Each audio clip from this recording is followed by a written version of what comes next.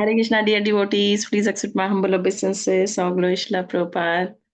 I hope you all are well. Welcome you all to His Holiness Chandramauli Maharaj's daily call. Hare Krishna Maharaj, please accept my humble obeisances. All glory Srila Prabhupada. So, welcome you all to 16th day of Bhagavad Gita overview classes. So, today Maharaj will be talking about 16th chapter. Maharaj, if you're ready, should I start sharing the screen? I think yes. Yeah, maybe. I think you're on mute, Guru. You announced the name of the chapter. Sorry.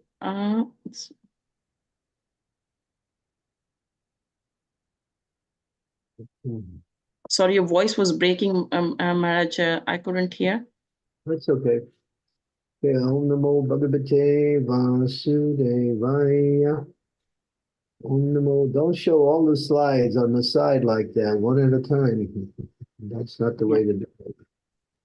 Yeah, I will keep it in the slideshow, but slides will be a bit slow because it has got lots of animation in it. So I'll press the button, but it might be a bit slow in presenting. Yeah. Om Namo Bhagavate Vasudevaya. Om Namo Bhagavate Vasudevaya. Om Namo Bhagavate Vasudevaya.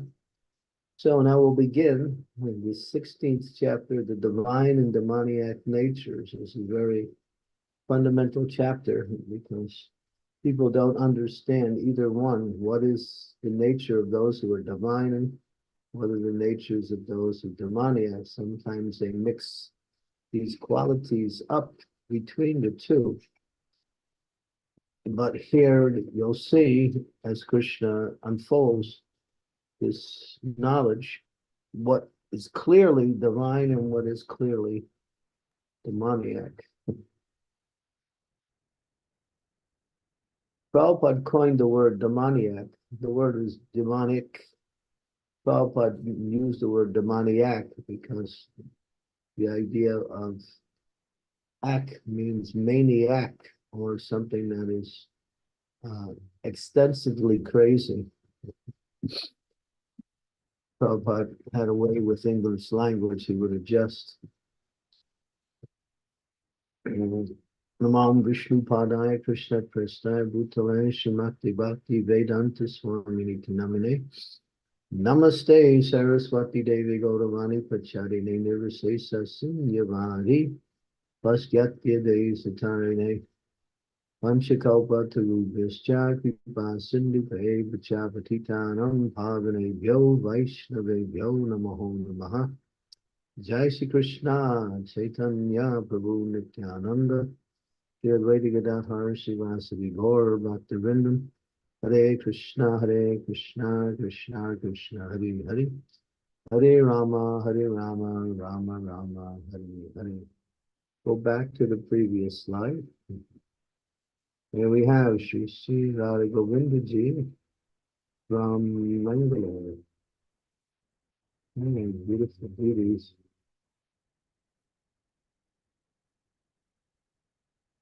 First, next slide.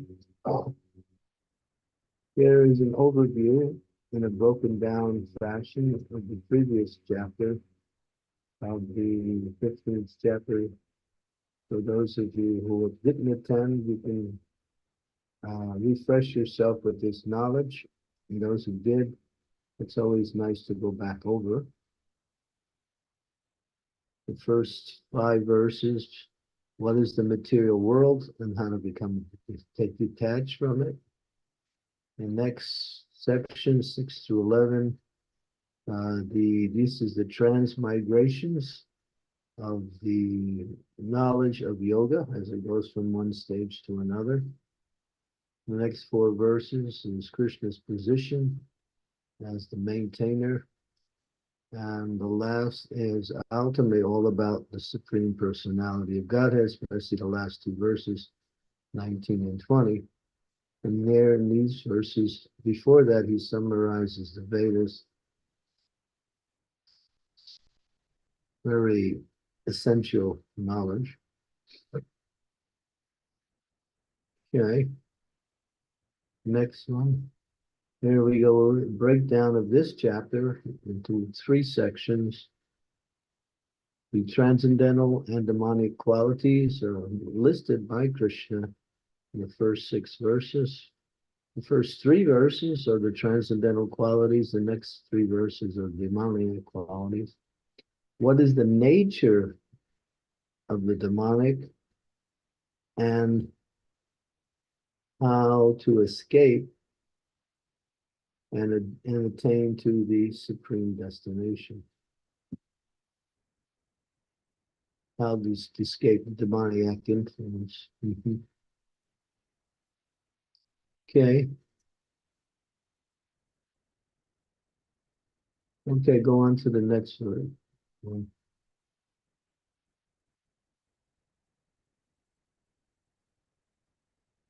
Okay, transcendental demoniac qualities. Next slide.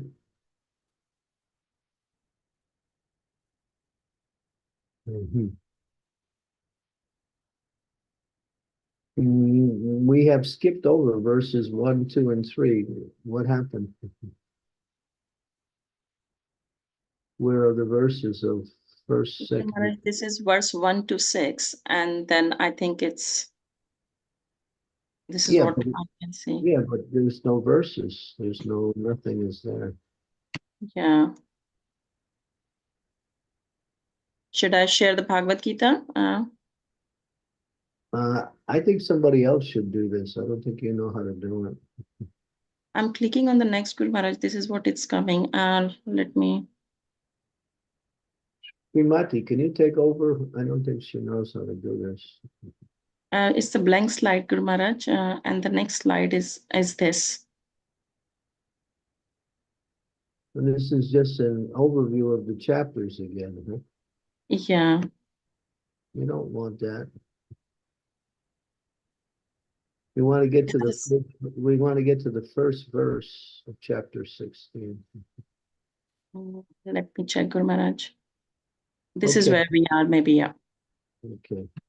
So Lord Krishna lists 16 qualities that make up the godly nature. Okay. Yeah. Next. Shri Bhagavan Uvacha Abhayam Sattva Samsudhir Jnana Yoga Vavastita Dana Damasya Yajnascha Swadayasya Tapat Arjavam Ahimsam Satya Akrodas Tvaga Shanti Apansunam Daya Bhutesva Luptvam Mardavam Rid Achapalam Teja Shama Dhriti Saucham Adroho Nati Mandita Bhavati Sampadam Daivam Abhijyatasya Bharata. This is the first. Okay, now translation. These are the qualities of the saintly: fearlessness, purifications of one existence, cultivation of spiritual knowledge, charity, self-control, performance of sacrifice, study of the Vedas, austerity, simplicity, nonviolence, truthfulness, freedom from anger, renunciation, tranquility, aversion to fault-finding, compassion for all living entities, freedom from covetousness, gentleness, modesty, steady determination, vigor, forgiveness, fortitude, cleanliness, and freedom from envy and the passion for honor. And then Krishna ends, these transcendental qualities of the son of Bart belong to godly men and endowed with the divine nature. So here make a note of these different qualities. The first one is fearlessness. Okay, next verse. Now here they are divided, and you can see each one of the qualities and how they apply even to the ashrams. Fearlessness is the first quality for sannyasi. Complete dependence on the Lord's mercy. Has to be alone sometimes without support. convinced that Paramatma will give all protection to the surrendered soul. Fearlessness. Abhayam. Purifications of one existence. Again, for the sannyas ashram, strictly following rules and regulations, especially forbidden intimate association with women. And he mentions Lord Chaitanya and how Lord Chaitanya punished Chotar Haridas, who somewhat deviated from these principles. Chotar Haridas was a sannyasi. Cultivation of knowledge is sannyasana. Duty of a sannyasi must give transcendental knowledge, especially to householders. Humility. Okay, next one is charity, more inclined with grihastas. You have to see now, these designations within the ashram are not exclusively for that ashram. These ashrams are more emphasized in these qualities, but all of these qualities apply to saintly persons, not just ashrams. So we have to get beyond the idea that it belongs to a certain ashram. It doesn't. It's because he says here, classes who should especially cultivate the quality. So for a particular ashram, the quality is what we say incumbent for that ashram. But these qualities apply to all devotees in any ashram.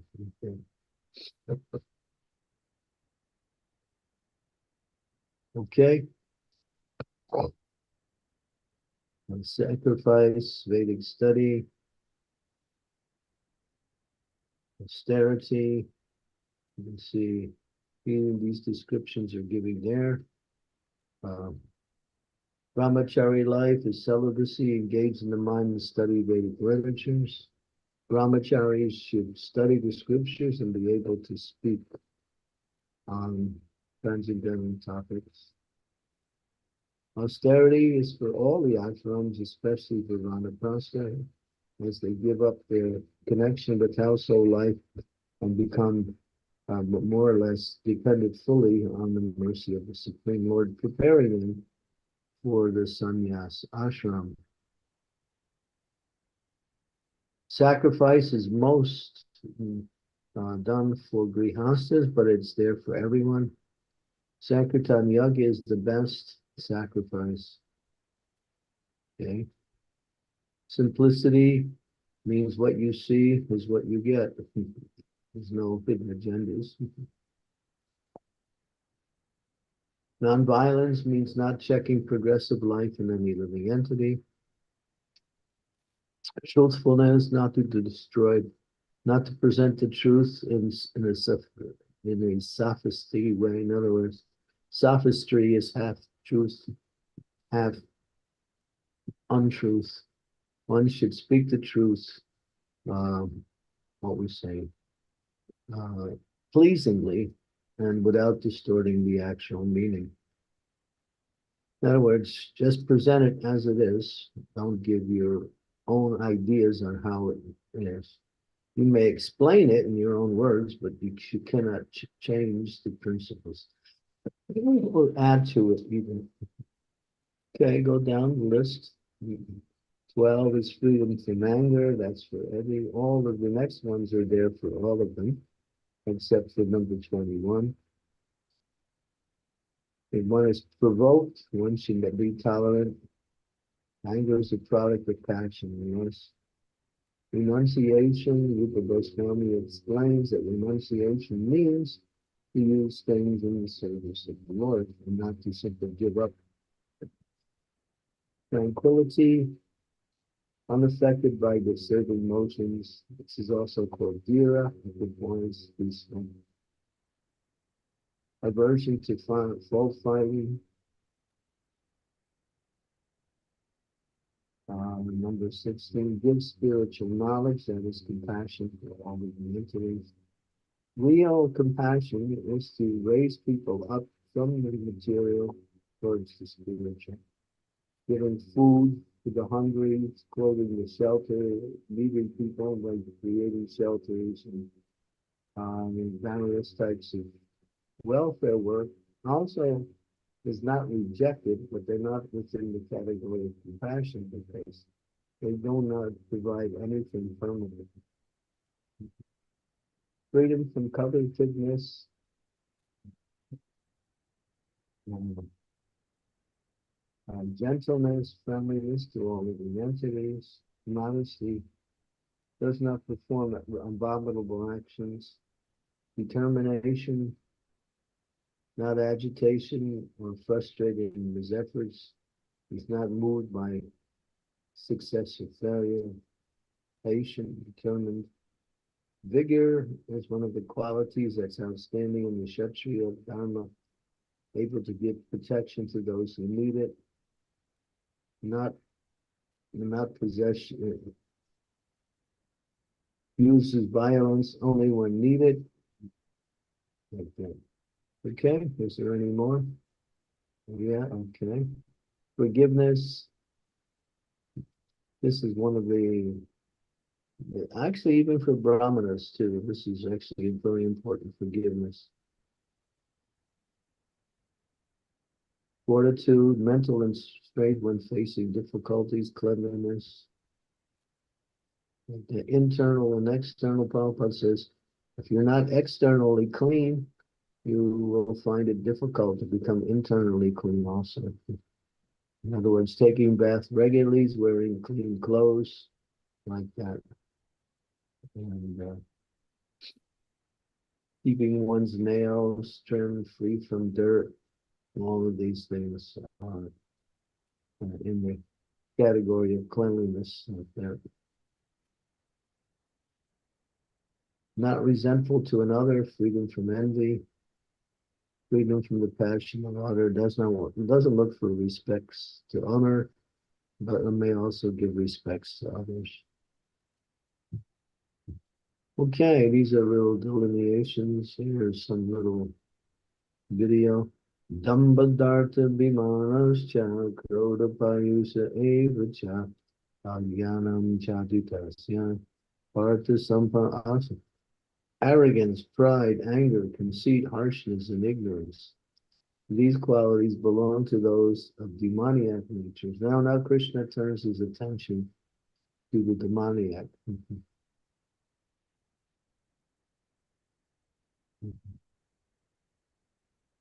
Okay. Daivi sampad vimoksayam irbadaya surimatam masuchar sampadam daivim abhijato sikandavam. So Krishna now speaks to Arjuna. The transcendental qualities are conducive to liberation, whereas the demonic qualities are made from bondage. Do not worry, O son of Pandu. You are born with the divine qualities. Okay. So we got a listing of the divine and demoniac qualities. And the divine qualities are conducive to liberation. Demoniac qualities lead to bondage.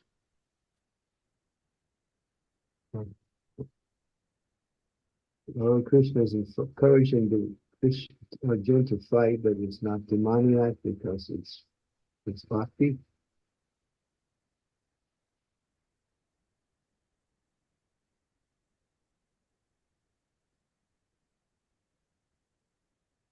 There is a question, on what basis Krishna considers that Arjuna is born of saintly qualities and his fighting is not demoniac?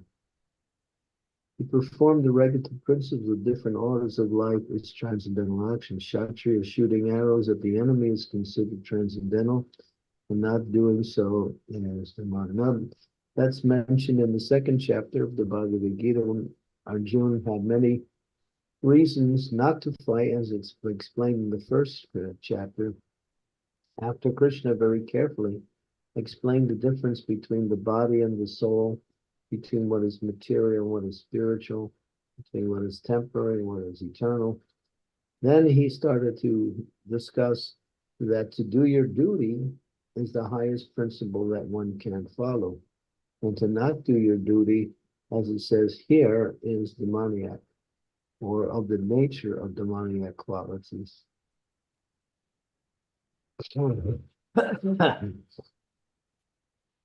Bo Bhuta Sarga Lokesman Daiva Suram Eva Cha Daiva Vistara Prabham Asura Parnesh. O son of Partha, in this world there are two kinds of created beings. One is called the divine and the other demoniac. I have already explained to you at length the divine qualities. Now hear from me of the demoniac. So hold that picture. So this verse is very important to understand. It's not that demons or those who are demoniac somehow become like that. There are planets in the atmosphere, some of them circling around the earth, where there are beings that are born of demoniac characteristics and natures, such as yakshas, rakshasas, usmandas, jinns, and there's a whole list of others who are also demons. So demons are not necessarily someone who becomes like that. Demons are also a race. As Krishna says here, there are two kinds of created beings. So the demons are also created. So it's not just that everyone's born with divine qualities, somebody becomes them. Demons also exist in planets throughout the universes in different species of life also. So you have to understand that that is a species, demoniac species. Yeah. And now, this is a graph illustrating what we just mentioned. Demoniac, demons, divine, demigods. Both demigods and demons are born of Prajapatis. That means one of the persons who are employed to bring about the next manifestation of the different types of living beings.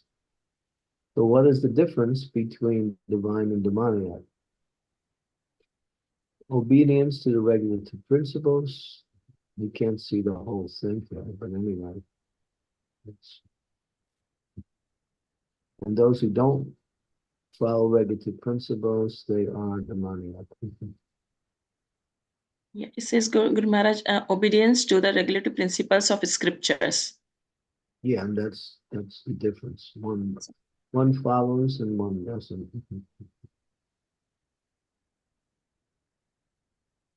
Okay, next one. Pravrittim cha nivrittim cha jnanana vidur asura nasabcham napi chacharo nasatyam teshu vidyate. Those who are demoniac do not know what is to be done and what is not to be done. Neither cleanliness or proper behavior nor truth is found in them. This picture doesn't really illustrate so much what is a demoniac. It illustrates demoniac activities. But that doesn't mean these people who are doing that are demoniac, because nowadays people engage in demoniac activities. And therefore, in one sense, they're demoniac, but at the same time, they are misled simply by this demoniac civilization. So the civilization is demoniac, but people are not necessarily demoniac, they're just being led in the wrong way. And they have that tendency towards this type of excessive types of sense gratification, which is the characteristics of the demoniac. But if one makes a lifestyle out of it, then they are considered to be demoniac. And people go and get drunk and then come home and suffer and then realize that they made mistakes. That doesn't mean that person's demoniac. It means that they're influenced by demoniac activities. That's all. There's a lot of these things you see. We know people every day who do these things. Okay, do not know what is to be done, what's not to be done. We follow no shastra. They're unclean, improper behavior, untruthful. It means unclean, they don't bathe regularly, nor keep themselves clean because they're engaged in unclean activities and therefore they become unclean. They don't know how to behave. Their behavior is simply based on pride, arrogance, insensitivity towards others, exploitativeness towards others. They will speak anything to fulfill their own desires. Therefore, they're always untruthful.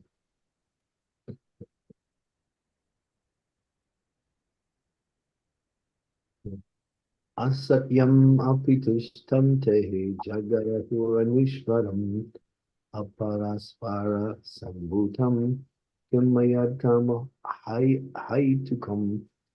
They say that the world is unreal, that there is no foundation, that there is no God in control, that is produced of sex desire and has no cause other than lust. Now you hear that today with the plan makers, the politicians, the scientists, and other leaders. They say there's no God, and they say, two woman and man get together, and then they have sex, and then there's a child, and that's the cause of existence. That's all. And they have no knowledge, and they're always engaged in unreal and untruthful understanding. These are some of the qualities of the demoniac philosophy. Here we'll see the world is unreal with no God in control. What does it mean when they say the world is unreal? They say that it goes on simply by they have no understanding of how material nature works. So they say it's just chaos. They give definitions of chaos for existence. Things just happen because they just happen. That's all. Two things come together and produce a third result, and that is called unreal. Just haphazard. Everything is just, there's no order to anything. And the cause is lust, and the world is. So these people exist. In fact, they're very prominent in the age of Kali. Following such conclusions, the demoniac who are lost to themselves, who have no intelligence, engage in unbeneficial, horrible works meant to destroy the world. And here you can see the explosion of an atomic bomb. Just like during World War II, the war was over. Yeah, Japan had surrendered, but the United States had the atomic bomb, and they wanted some opportunity to use it. So they sent some pilots with these planes with the atomic bomb, and they dropped the bomb on Hiroshima and Nagasaki, where hundreds and thousands of people were killed or destroyed, just so they could test their atomic bomb. This is documented. The war had already ended in an unofficial way, but it was over. But still, the president of the United States, whoever it was, Johnson, or I don't know, the guy before him, I can't remember who it was, not Johnson, but anyway, he wanted to use the bomb, and they did it. They don't care. They'll kill anybody. Prabhupada says the demons will do anything. They'll do anything. They'll kill their own parents. We have the example of Aurangzeb. He took his own father, put him in jail, killed his brothers, and took over the empire. Again, Prahlad Maharaj was harassed by his own father. His father tried to kill him, and so Demons have no compunction. They will do whatever they want to do whenever. Just like they blew up these two buildings in New York, the Twin Towers, so they can have an excuse to attack uh, not Pakistan, but Afghanistan, because Afghanistan refused to give oil rights to the United States, and therefore they took that opportunity to go in there and destroy the Taliban by blowing up their own buildings. These buildings were not blown up by planes that crashed into it. That's not possible. That has been documented, but it's kept quiet because they have their propaganda to silence anybody who speaks differently. Anyway,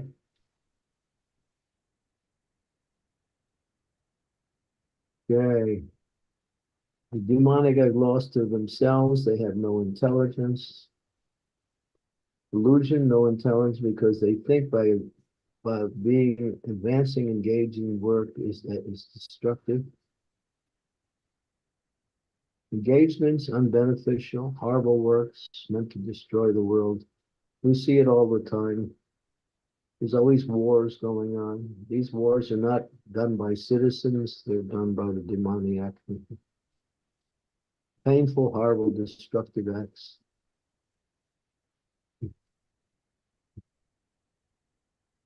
They find pleasure in these things too. The demoniac, taking shelter of insatiable lust, pride, false prestige, and being illusion, are always sworn to unclean work, attracted by the impermanent. And here we have the four regulative principles. We follow these four regulative principles. That way we don't become influenced by demoniac activities. Illicit sex, gambling, meat eating, intoxication.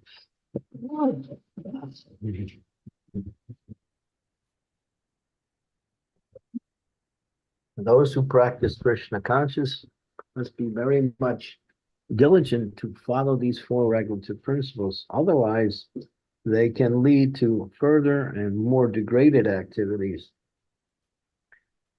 So that's why these four activities have been given prominence, because as Srila Prabhupada mentions, quoting Shastra, that all sinful activities exist within these four sinful activities.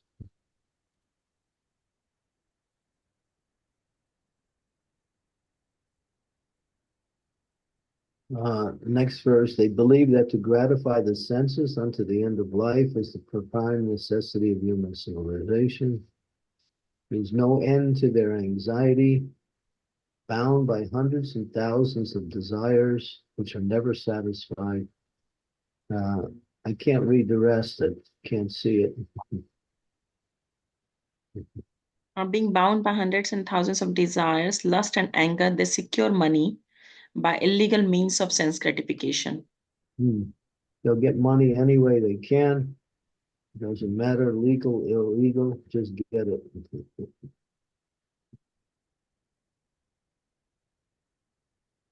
Lust. Lust is never satisfied. It burns like fire.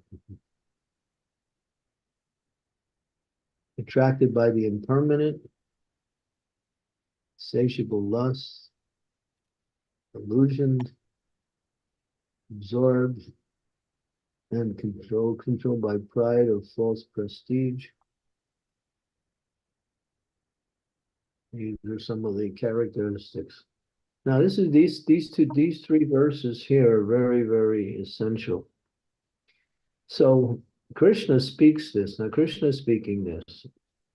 He's reflecting, or actually showing, what is the mentality of the demons.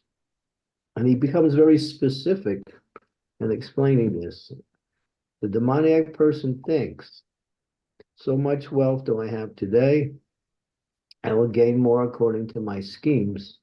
So much is mine now, it will increase in the future more and more. He is my enemy and I've killed him, and my other enemy will also be killed.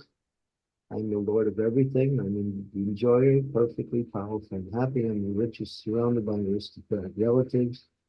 There's none so powerful and happy as I am. I shall perform sacrifice. I shall give in charity, and I shall rejoice. In this way, such persons are deluded by ignorance. So Srila Prabhupada explains that, yeah, they're always making plans. It's not like something happens and it just happens. These things happen because they're planned by the demoniac people. When you see all of these calamities in the world, you know that these are being done by the demons to influence, to fulfill their own lusty desires. What are the demons after? They're after control. They want to control the whole world. And they want to control each and every person in the world, because the idea of lust is never satisfied, so it extends itself out to more and more and more. Although the demons that are powerful have much money, prestige, uh, we might say position in societies, still they're never satisfied until they get more and more and more. It's explained that Krishna is the creator through Brahma, Krishna is the maintainer through Vishnu, Krishna is the destroyer through Shiva. So these are the three features of the material energy: creation, maintenance, and destruction. The demons want to usurp all three positions. Unfortunately, they can't become the creator, but they want to be the maintainer. That means they want to control everything. And at the same time, if you don't follow their control, then you get destroyed by them in different ways. This is how modern society is operating.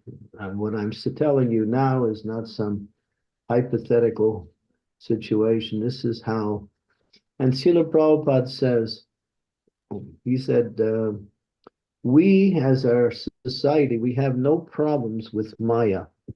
Maya is not our enemy. Maya is actually our friend. But he says, because there are demons in the world, Maya works to serve the demons, and therefore the whole world is upside down, and people are unhappy because they're being led by programs created by demons. So take note of these three verses, because you'll see this is the mentality of the demons. It's not, I mean, Krishna speaking this. It's not some sadhu who's saying this, or some person who's come up with a what do you call it, conspiracy theory. It's not. It's Krishna. He's speaking this. What is the nature of the demons? And so they're very much prominent in today's world, as Srila Prabhupada has said over and over again. In 1972, he gave a lecture. He said the demons are increasing, and they will continue to increase more and more. He said the devotees have nothing to worry about. They take shelter of the holy name. Krishna will protect them. They take shelter of the process of pure devotional service. So although Hiranyakasipu tried in so many ways to kill his son Prahlad, and he was very powerful, he couldn't do it. He couldn't do it.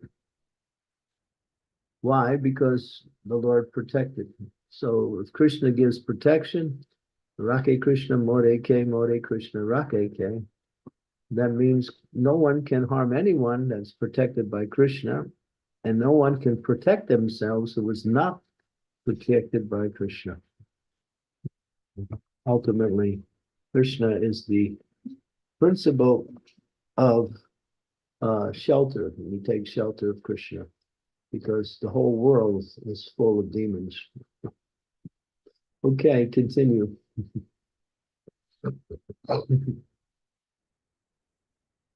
How the demoniac person thinks. I'm controller, enjoyer. Next one. I am perfect and powerful. My enemies are defeated, and I am happy. I'm the Lord of everything.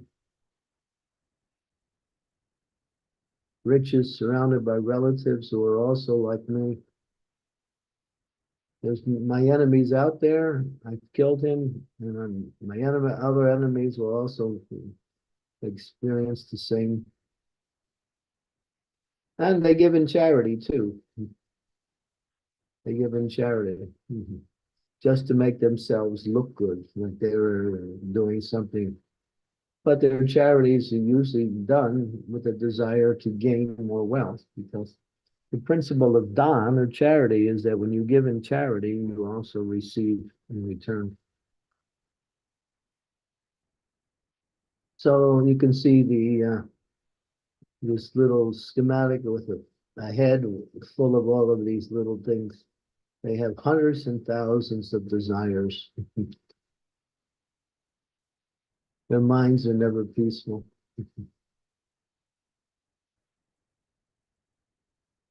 Anekachitta vibrantam mohajava samanvitaha prakasa kama bhogeshu patanti narikesu cham. Thus perplexed by various anxieties, bound by a network of illusions, one becomes so strongly attached to sense enjoyment and then falls down into hell.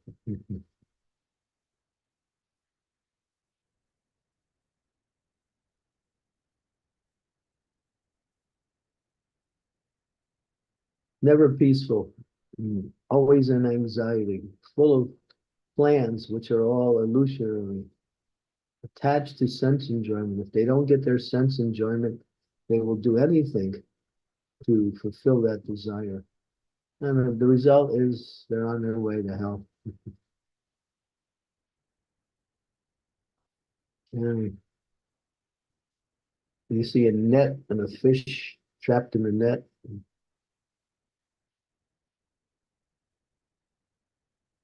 And examples are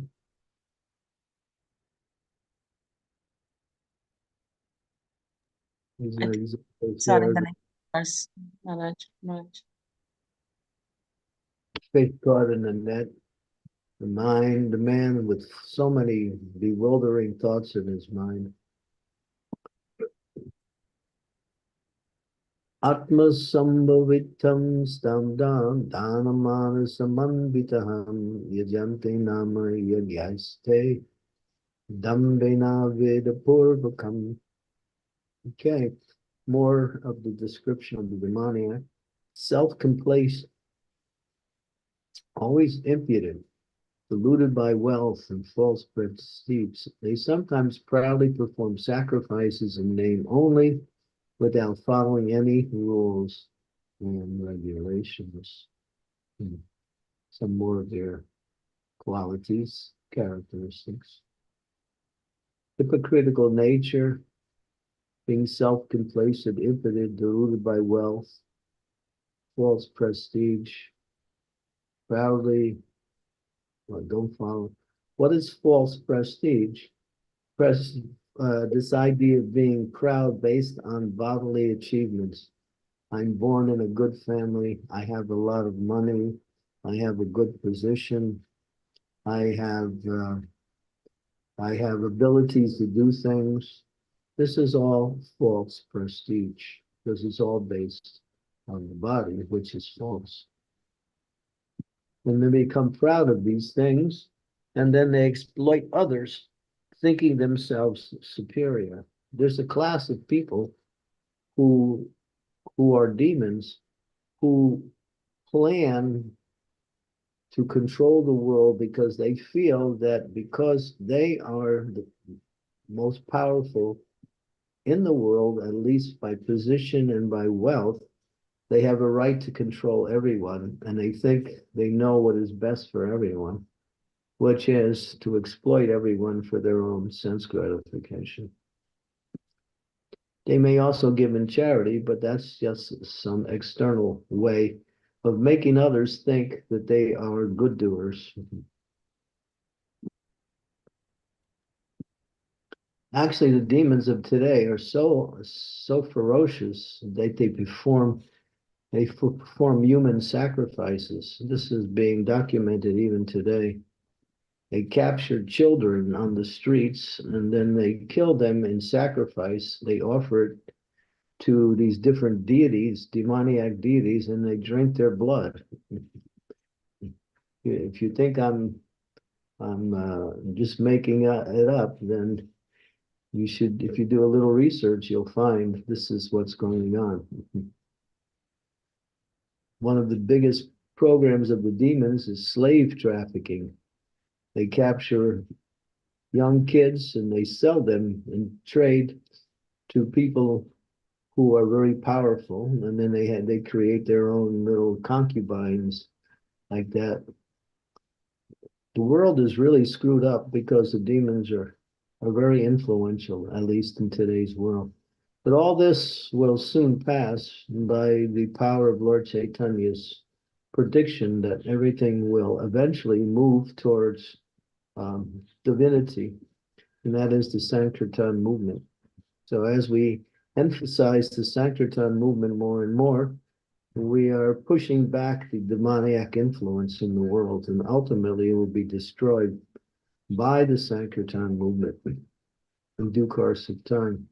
But right now, the demons are very powerful, at least materially. But real power is devotional, is dependence on Krishna. Those who are dependent on Krishna are actually powerful. Ahankaram balam darpam kama krodam chisam svikaham mam atmam param deheshu pradvishanto vai vyasuyakaha. Bewildered by false ego, strength, pride, lust, anger, the demons become envious of the Supreme Personality of Godhead, who is situated in his own body and in the bodies of others, and blasphemes against the real religion. And just like the whole pastime of Krishna killing Putana, this Putana pastime is described by Bhaktisiddhanta Saraswati quite extensively, where he describes that when there is a rise of true religion within the world, the Putanas start becoming activated. Kamsa, who sent Putana, represents the demoniac force who is envious of the Supreme Lord and is always on the lookout for the rise of true religion in the world. When he sees it come, he sends his Putanas, and these are the false gurus who come, because Putana represents the false guru. She comes as a mother to give milk, but actually she's giving poison. So false gurus are those who present themselves to give knowledge and benefit to others in society, but their program is to exploit and to present themselves as giving real knowledge. So it says they blaspheme against real religion. You see, even today, people take issue with Srila Prabhupada's statements, thinking that they know better. These are agents of Putana. And they come in different guise. Sometimes they even come in the dress of devotees, and they act in that way. Prabhupada said, in our movement, there are people who are Kali Chela. Kali Chela means they're agents of Kali. They have tilak, they have ponytail, they have neck beads, but their program is to push demoniac principles and divert true religion away from its position of developments. In other words, wherever there is true religion, there's always attack by the demoniac forces to destroy it. In today's particular situation, they can't destroy it externally like they did with Christianity. With Christianity, they destroyed it externally just by killing the Christians one after another. In today's world, of course, the demons know that the more you persecute a religion, the more the religion becomes powerful. So they do it from the inside out, trying to divert true religious principles into sub-religious principles and ultimately into materialistic principles. They're very expert in knowing how to move things away from true religion. Therefore, they blaspheme against real religion. You don't have to chant Hare Krishna, You're just giving some charity. You be nice to everyone. You go to your church. Then, what is this chanting? And this, what do you get from chanting? So they speak like that, or they might even say, "Yes, it's good to chant, but don't become too much attached to this chanting because the real activity in the world is to make money and to maintain your family very nicely and to, get a nice house with a nice car and all of the amenities that come with materialistic life." So they propagate materialism, which is another form of demoniac culture. That's all. Mm. And you see, the planets that inhabit demons are very luxurious. There's a whole series of planets in the lower areas of the universes, and they're called the subterranean heavenly planets. That's their names. They're subterranean. They're below the Earth. They're in the lower planets, but they're highly, highly opulent. And it says there's one planet where there are nagas or snakes, and they have jewels on their heads, and jewels light up the whole area. There's no natural light because it's below where the sun cannot reach. But these nagas, these snakes, the huge snakes, they light up the whole place with these brilliant jewels. So there's many planets, both around the Earth and below the Earth, that are of the demoniac nature, yakshas, rakshasas. And many times they come into the Earth planet to exploit the Earth. And so they take birth in the Earth planet based on the karma. As people become more sinful, the area becomes more uh, inhabited with demoniac mentality. Okay, so just to give you a little update on how things happen. Tanaham drisitam kodham samsareshu naradamam shipyamasraram asubam asuram eva yonishu. Krishna shows what he does. Those who are envious and mischievous, who are the lowest among men, are cast by me into the ocean of material existence, into various demoniac species of life. So he punishes the demons more and more, just like those who kill cows, they're born as a cow and then they get killed themselves. That's says that when you kill animals, you're born of that, and you take birth as that animal, and you're killed in the same way that you killed another animal. The laws of material energy are very, very strict and very much work under the guidance of the Supreme Lord. Those who are pious get all of the benefits. Those who are sinful get all of the forms of suffering given by material nature.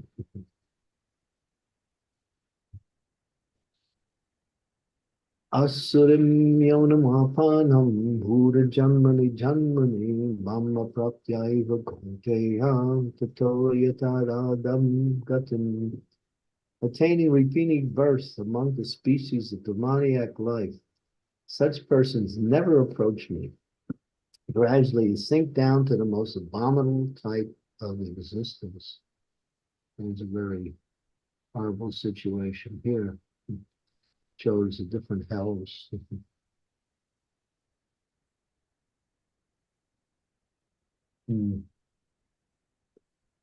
Fate of the Monday, glide down to hell. Whatever, they never attain the Lord.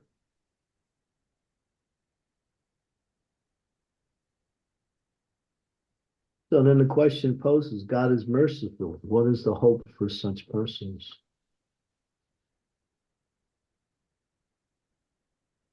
Then Krishna explains the same thing further in a general sense. Trividyam narakasye dam dvaram nasanam atmanaham kama krodastata lobas tasmanetam trayam trajet. There are three gates leading to this hell: lust, anger, greed. Every sane man should give these up, and they lead to the degradation of the soul. So here, those who are saintly should very carefully avoid these characteristics: lust, anger, and greed. These things bring one down, down, down, and ultimately into hell.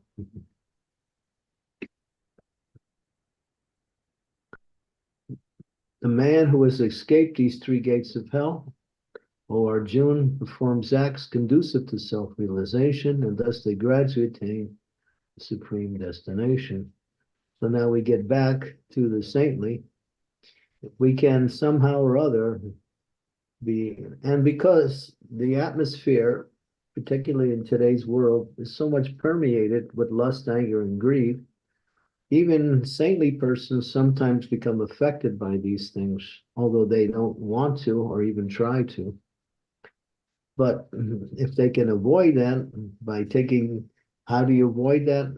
Always keeping good association with other devotees and engaged in devotional service and chant the Hare Krishna Maha Mantra. You'll be free from the effects of these three gates of hell: lust, anger, and greed. So here's the process: accepting of a spiritual master. Then you learn the Vedas from him. You perform some austerity, restriction. The senses become controlled. When the senses are fully controlled, engaged in devotional service, then transcendental knowledge becomes revealed.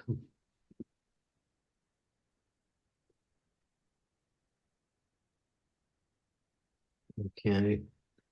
Yashrastam vidam utsrijya vartate kamakarataha nasa siddham apnoti nasukam naparam gatim. And Krishna warns, but he who discards scripture and injunctions and acts according to his own whims neither attains perfection nor happiness nor the supreme destination.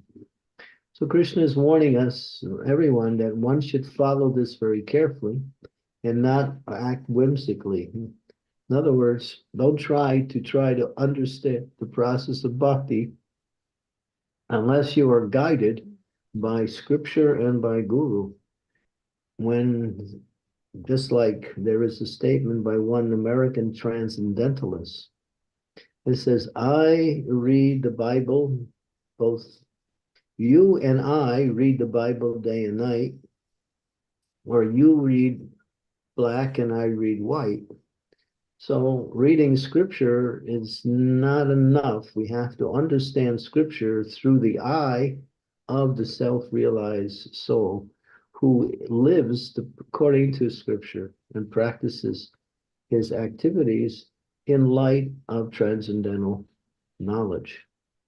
So scripture is required. It's not optional. And in this age, of course, guru is the feature by which scripture becomes understandable and being able to be practiced at the same time. Tasmat shastram paramam te karya karyam vavastito gyatvam shastram vina noktam karma kartum iharhasi.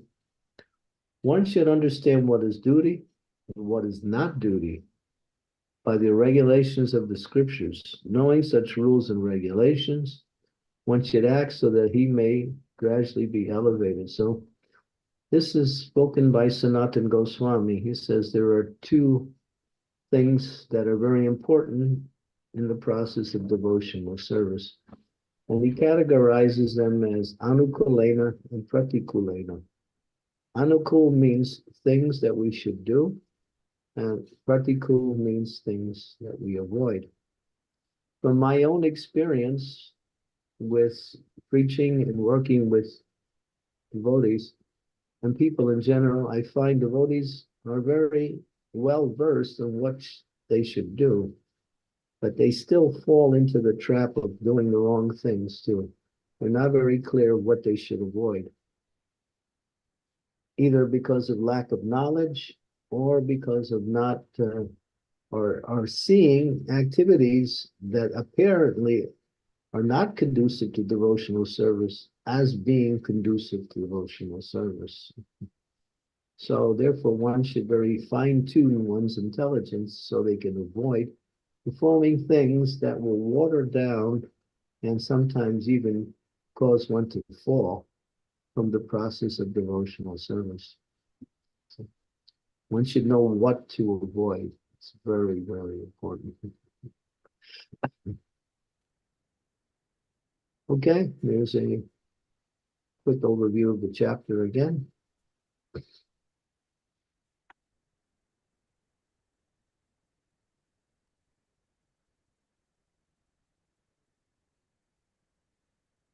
Oops, thank you.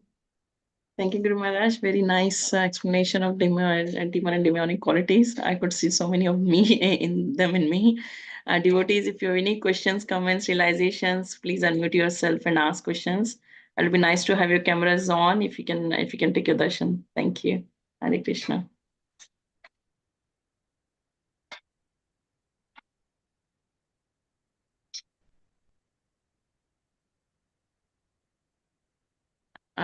Also, while we're waiting, Guru Maharaj, I had a question. I saw one point in the simplicity. It was written that we should be simple and straightforward. So does it mean that that we should say what we feel, or how does the straightforwardness comes with the simplicity? Yeah, it says that one should speak the truth in a pleasing manner. Okay, yeah. Simplicity means straightforward, means to not to twist things according to your own interpretations or own ideas. Simple means you live according to what you need, and both spiritually and materially, like that. Not in excess. Simple living, high thinking, we say. So simplicity is both in lifestyle and in characteristics, both. If I ask you a question and you turn it around and avoid the question by trying to speak something else, then you might be using that question to put forth your own ideas rather than responding in a way that is needed to communicate with the questionnaire. So practicing simplicity is what it is, and you have to practice it. Yes.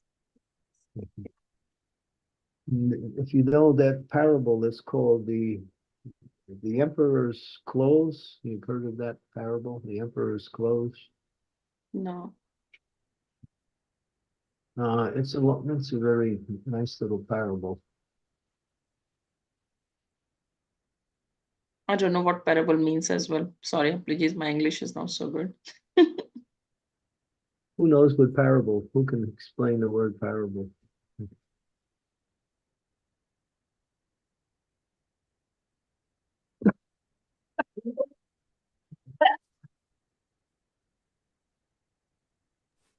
It's like a philosophical story that teaches you something. Okay. It's a scenario that teaches a philosophical point.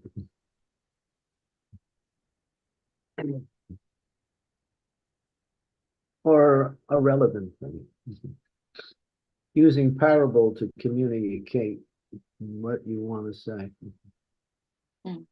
Using story to communicate what you want to say. Thank you.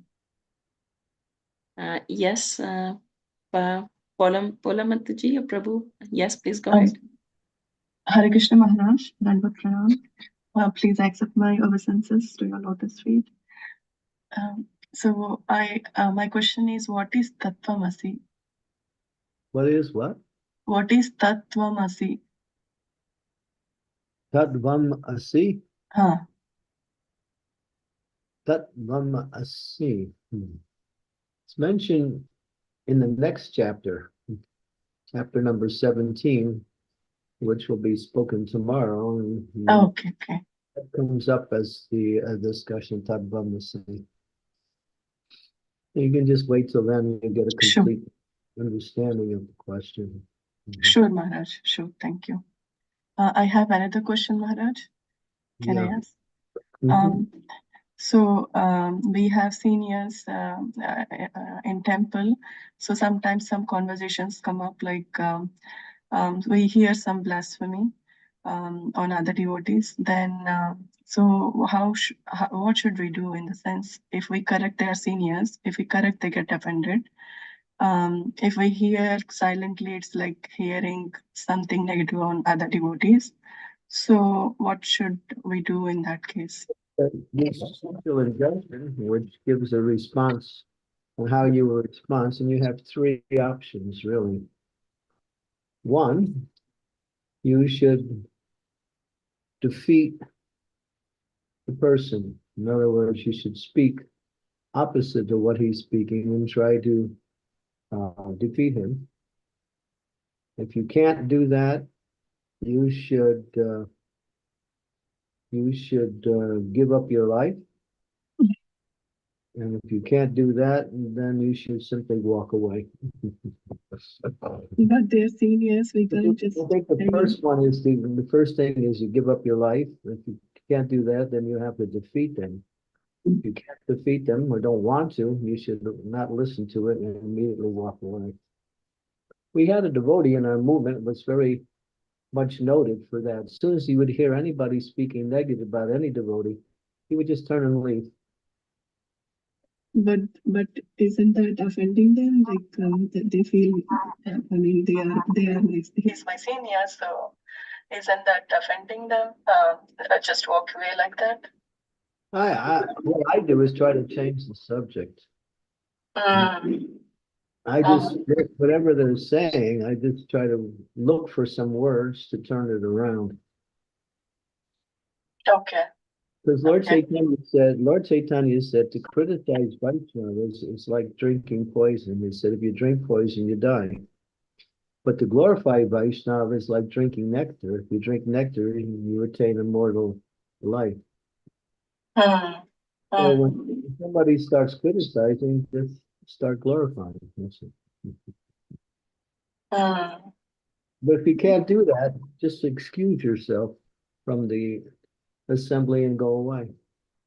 Oh, excuse me, I have something to do at this time. Oh, I have to run to the toilet. Get out of there because it's poison. Because you're actually agreeing with that person if you sit there and listen to it. Yeah. And you also become implicated in the reaction too, if you sit there and listen to it. Yeah. Thank you, Maharaj. That's nice. Thank you. Mataji. Yes, Namrata Mataji, please go ahead. Scarlet Mataji, I'll ask you a question in a minute. Hare Krishna. Please accept my humble obeisances. All glories to Srila Prabhupada. So Guru Maharaj, in the qualities of divine, in the slides where qualities of divine were there was a quality called non-violence. And in Bhagavad Gita 2.21, Prabhupada mentions that everything has its utility, even violence has its utility. So how do a devotee look up to that term of using the violence in dharma? Prabhupada, in Bhagavad Gita, it is mentioned in context of his situation of Arjuna, how do we see in this modern world? Devotees in the modern world were generally nonviolent, both in speech and in action also.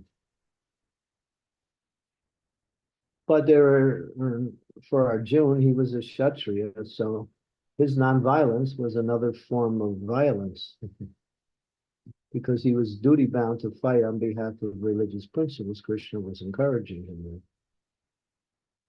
But generally, devotees don't take part in any kind of violent activity. They somehow avoid it in any way they can.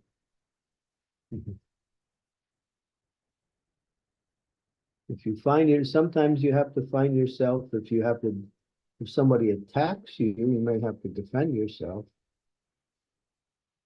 Or another way is to get away from the attacker. But generally, devotees stay away. Devotees are nonviolent. Prabhupada was talking about one political situation in the United States where violence was used to solve the problem. Devotees asked Prabhupada, should we become violent in these situations? Prabhupada said, no. He said, our movement is a movement of love. Politics is violence. Politics means only violence. It's practically always violent in the political realms. So, but we're not into politics. We're into devotion. So, the devotee is Trinadapi Sunit Chaina. He tolerates. He can't tolerate, so he leaves the situation. Devotee is non-confrontational. Doesn't like to get in violence. Even if a devotee steps on an ant accidentally, a devotee feels bad that he somehow or other caused suffering to that ant. That's how a devotee sees. Not to speak about acting in a violent way.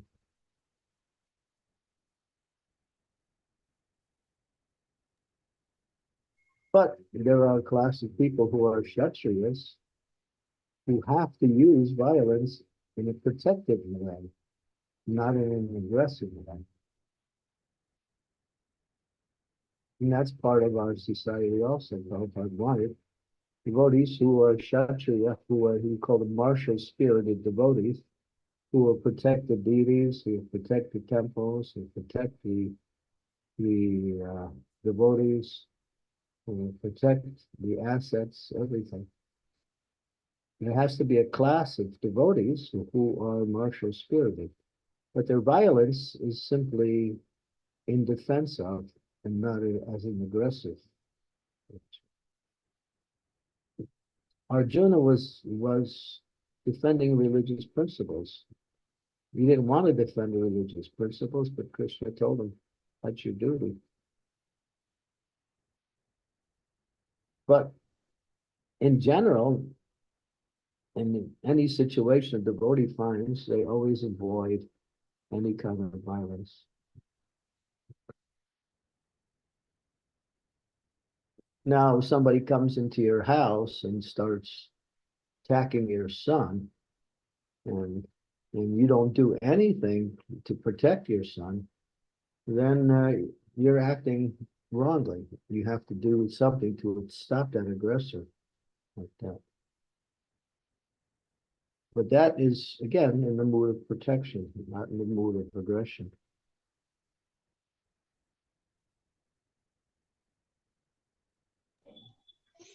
Thank you, Maharaj. I think that quite clarifies that a devotee should look up to violence for defense and protection.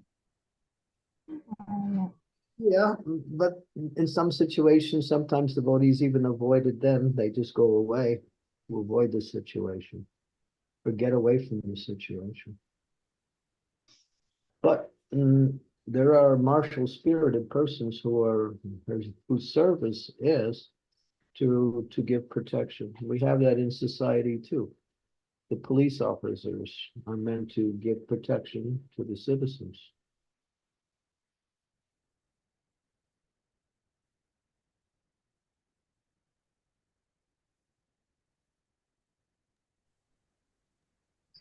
Thank you, Maharaj. Hare Krishna. Thanks, Sangeeta Mataji. Guru Maharaj, there's a question in the chat by Scarlett Mataji. Mataji is asking, Hare Krishna, if one don't want to be without teeth or hide that one has lost one's hair, does that mean one is demonic because it's considered as vanity? I missed some of the words. Just speak it. If one don't want to be without teeth or hide that one has lost hair, If one doesn't want to be without what? teeth. So for example, if one want to be keeping the artificial teeth, or if one doesn't want to show that they don't have the hair.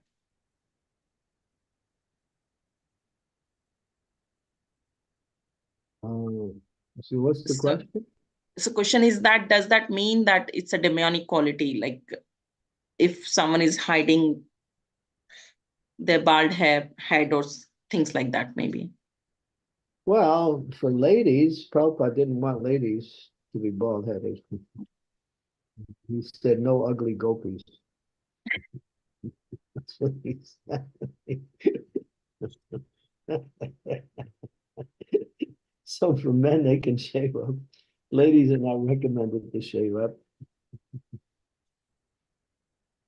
Because sometimes in the last part of their life, when they go to a holy place, they put on white. Sometimes they do shave up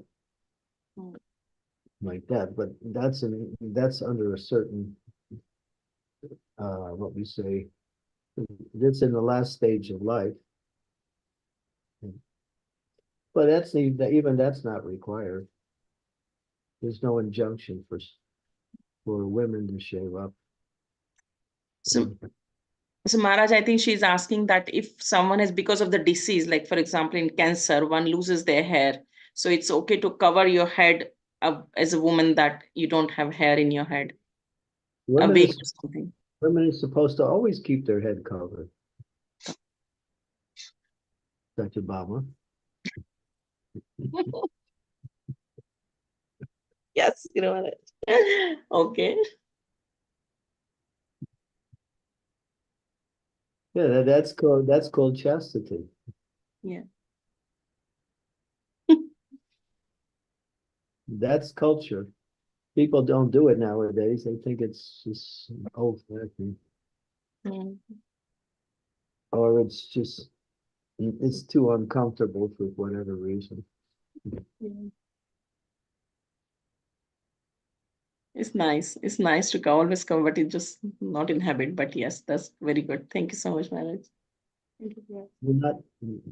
You haven't reached perfection yet. No, not yet. It will take ages, Guru.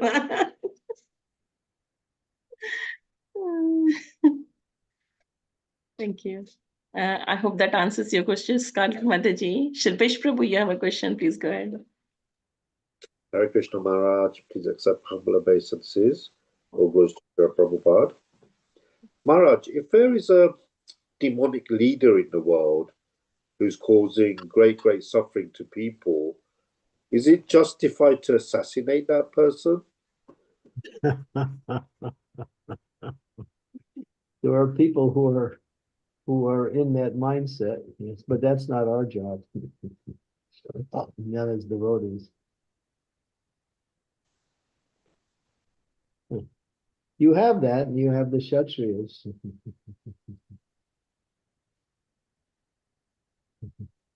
when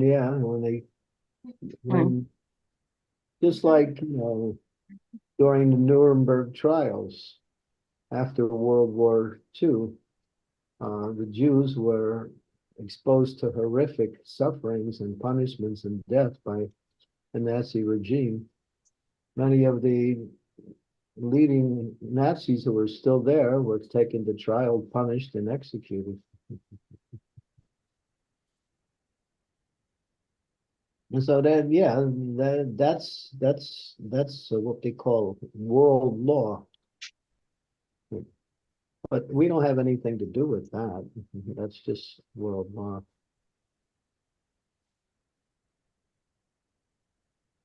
The demons will get their reactions one way or the other. But Prabhupada wanted a cadre of Kshatriyas in our movement to protect devotees, protect the assets. I was in New Vrindavan when we got attacked by a motorcycle gang. 4 devotees got shot, and 1 devotee later died because of the injury. Now, many of our temples have been attacked. What happened in Lithuania was really horrible. We got paramilitary group attacked our temple and ravaged and really caused a lot of suffering on the devotees. That's happened so many times in our movement. But Prabhupada didn't want that to happen. He said we should have these martial spirited devotees who are ready to fight. And that's growing now. It's starting to become more of a reality. So, but there are people out there who like to cause harm to others. That's their program. They're demons.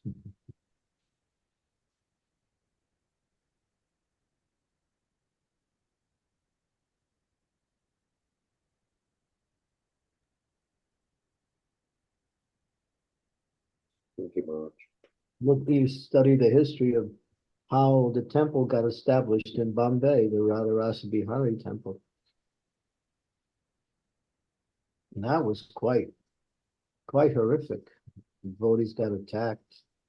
The temple got smashed.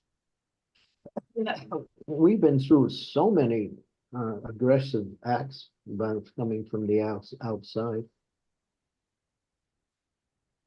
About a year ago, 3 of our temples in the United States all got attacked in the same week by aggressors.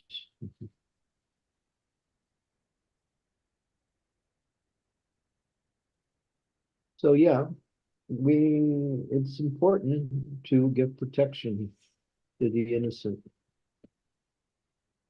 Women have to be protected, old people, children, cows, and Brahmins.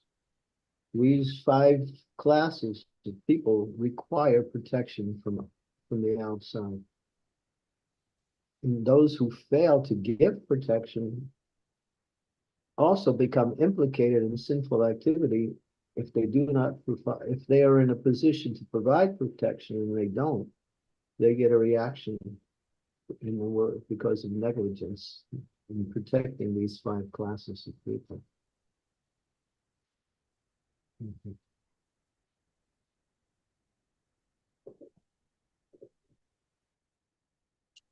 Thanks, Maharaj. Maharaj, there is a question in the chat from Sonal Mataji. Mataji is asking, Hare Krishna Maharaj, humble obeisance. If we have a demonic nature in one of the family members, and this person causing pain to other family members, how shall we react to this person? Try to stop it. Do what you can to prevent it. If you can't prevent it, get away from it.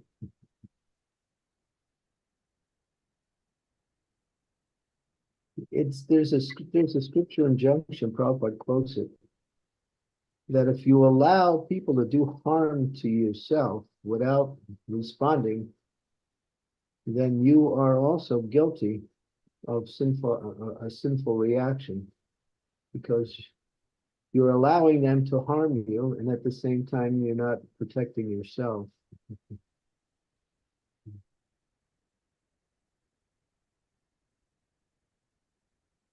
But then again, you have to understand where to draw the line too, and that requires some intelligence on how to do that.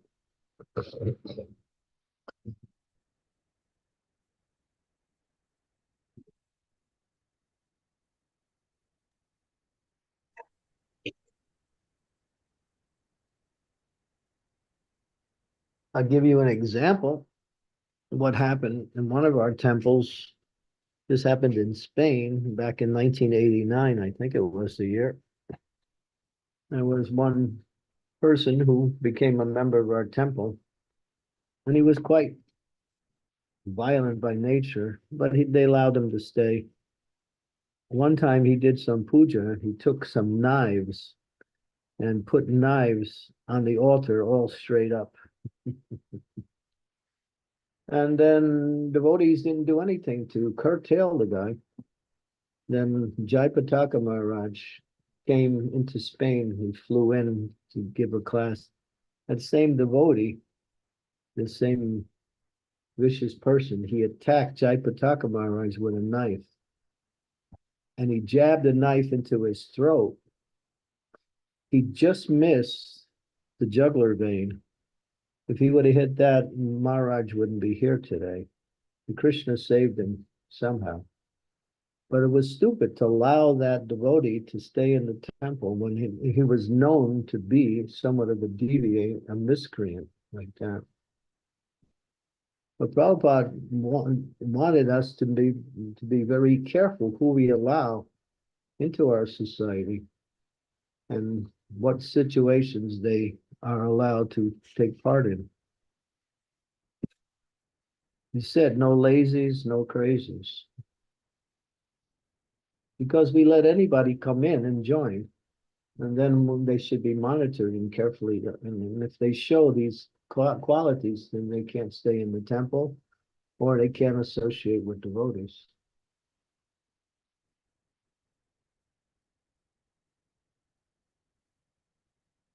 We're not being sentimental, we're being realistic. Because we don't protect those who need protection sometime, then later on we regret that or lament it.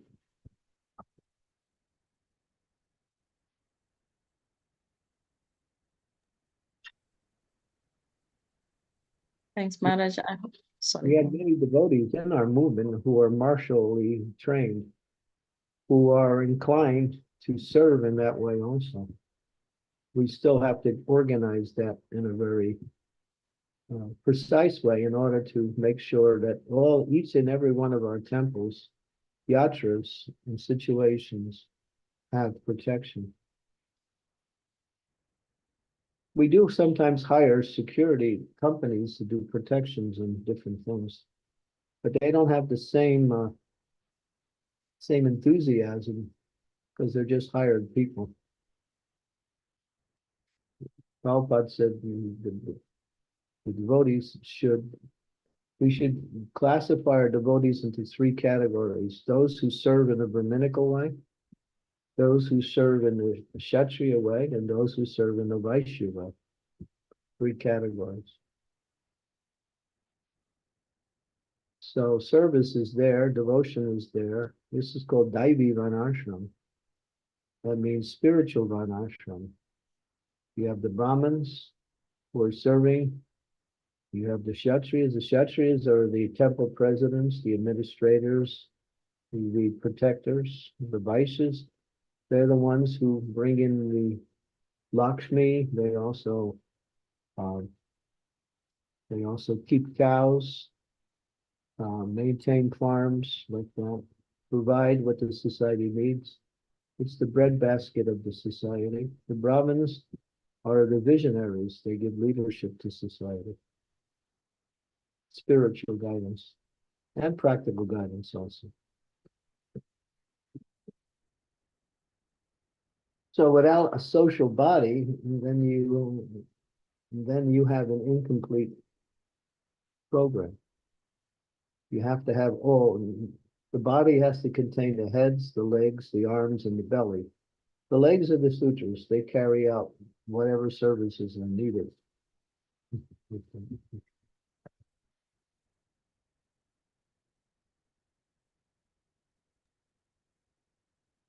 Thanks, Maharaj.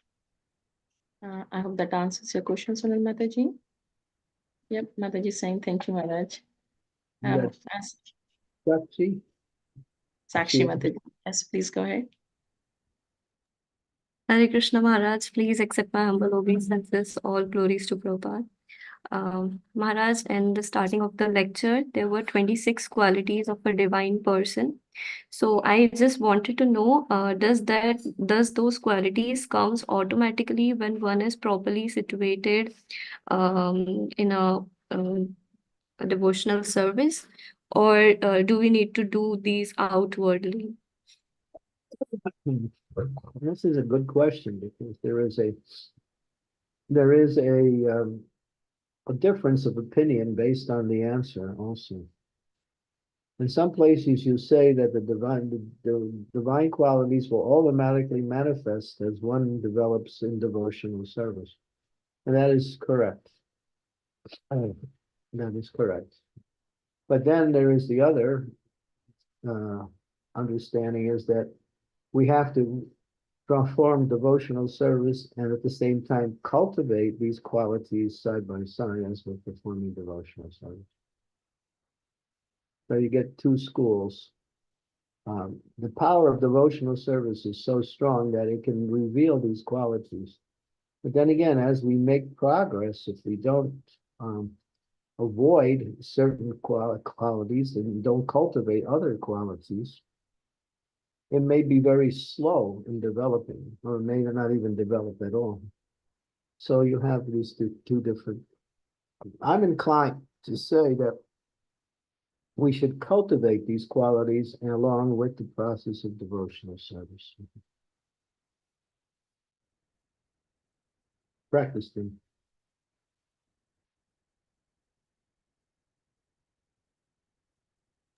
Thank you so much, Maharaj. Hare Krishna Pranam. Hari. Thanks, Lakshmi Mataji.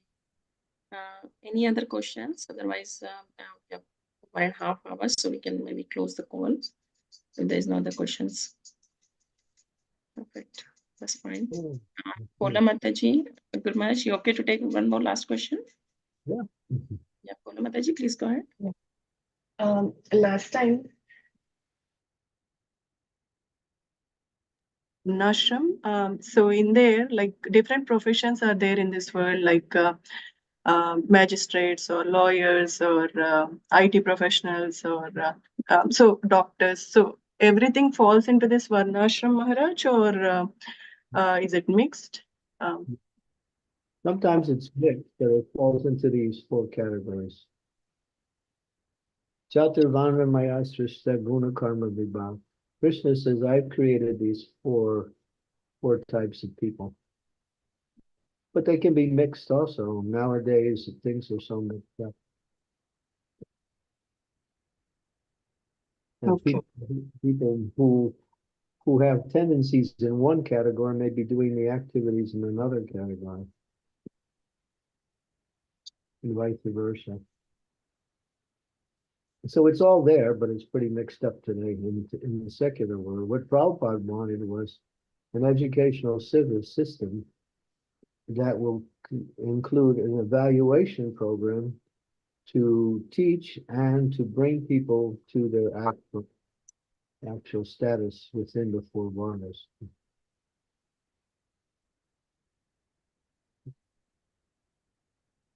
So our program is to educate, cultivate, evaluate, and engage people according to their nature. That's Daivi Varnashram, spiritual Varnashram. Material Varnashram, it's all mixed up out there.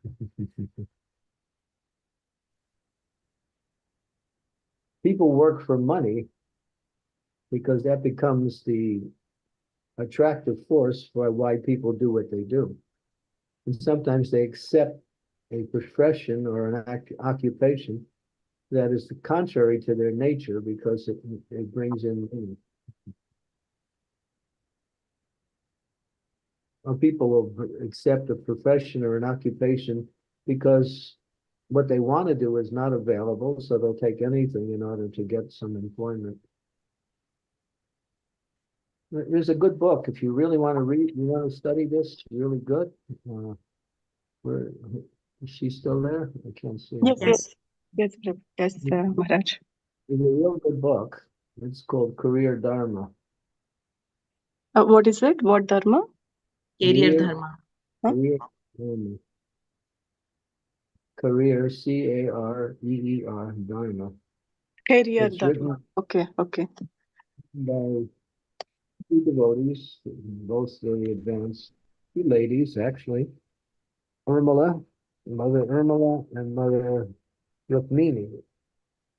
And the book is really interesting and extensive, it's quite detailed. It'll answer all your questions completely. And I haven't read the whole thing. I'm partway through it. It's a nice read. You'll see in the beginning of the book, there is many recommendations, or what are they called? People who give credits to the book. And practically all of the senior devotees in the society have made some positive statement about the book. The book is really good, but it's big. It's about 500 and some pages. So I would suggest you get it. I recommend people to read it. Sure, Maharaj.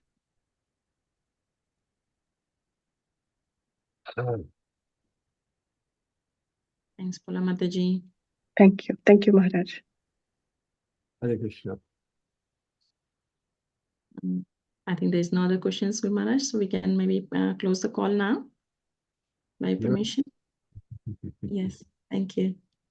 Thank you so much, devotees, for joining. We hope to see you all tomorrow for the 17th chapter of Bhagavad Gita. Thank you. Thank you, Guru Maharaj, for your time and association. Hare Krishna. Thank you. Hare Bye. Krishna. Hare Krishna. Hare Krishna. Thank you. Thank you, Satyabhama. Hare Krishna. Hare Krishna. Hare Hare Krishna. Hare Krishna.